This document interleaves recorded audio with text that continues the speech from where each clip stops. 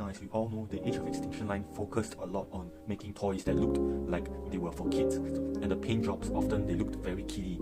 They had really strong colors that didn't look like any of the characters in the movies, especially for the dinobots, and so I took the effort to actually make them look a bit more metallic and look like somewhat of a semblance to the movie.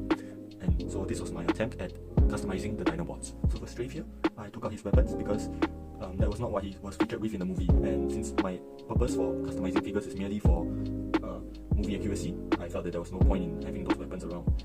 Another detail that I added to the figure was to paint that bottom portion of his eyes, which was not painted, because in the movie we noticed that his eyes were in this kind of a Y shape, but in the original toy, the bottom part of the Y was not painted. Now moving on to the dinosaur mode, I know I'm not transforming him in the right way because I absolutely cannot stand seeing him transform with the arm on the side, because that absolutely makes him look like a shell former. You can basically see his dino mode by looking from below, and I find that very nasty. I would very much not have that. Yeah, so in fact actually this mode is still not very perfect, so I would have him on display most of the time in robot mode. Next we have Slag, or Slug I think. Here we have him with his weapons, which he was in fact featured with in Age of Extinction, and he was featured alongside Grimlock in the very first scene. I feel that this oversized variant makes for a much better figure because it actually makes him big and stocky. And here we have Slug in his Triceratops mode. And you may notice that for his forehead, I have the Autobot insignia, which was added on to make it more movie accurate. And unfortunately, the eyes are in fact in the wrong color. It should be more of a red or orangey red, and that's something I haven't gotten around to adding on. For the last of Dinobots that I've customed, it would be Scorn. Saving the best for the last, Scorn was quite a lot more memorable character because of his tree sails, which is something that I know no dinosaur has in real life, and because of his weak arm as well, which in the movie he was pictured with hanging over his shoulder as he walked aside Grimlock, and this was a very memorable scene.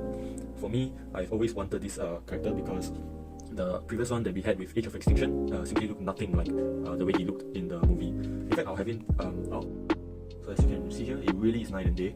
The original Age of Extinction Deluxe looked nothing like Scorn in the movie, especially from the head sculpt here, which didn't have the sharp chin that he has, which made him look much more like a knight. And even with my customization, which allowed him to have a whip arm that actually can articulate, it was just not as satisfying since he didn't have a few of the key features that Scorn had, such as the head sculpt and the sails, the three sails at the back. So it was always quite frustrating for me to have this toy, which looked nothing like the movie. So here we have Scorn in his dinosaur mode. As you can see, looks way better than the original. In fact, I do have another Scorn here, and I will take him out for comparison. So here is the original unpainted Scorn. Now obviously one looks like, obviously it's a kid's toy, right? Versus the much more menacing looking dinosaur.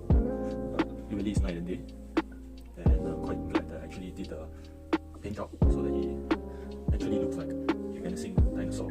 Right, so for the last part, I will have him compared to his original colors in his robot mode, because I forgot to do it at the start here. And fun story here, this guy, I actually got him together with quite a lot of other Transformers at a garage sale for only $5 Sing. So that's about, I don't know, $3 US. And one of the other Transformers included a Studio Series Jetfire, which obviously made it, an absolute steal. It absolutely was well worth the money. So what I may feature in my next few episodes might be this custom Sentinel Prime that I did. Yep, so stay tuned if you're keen to find out more about it.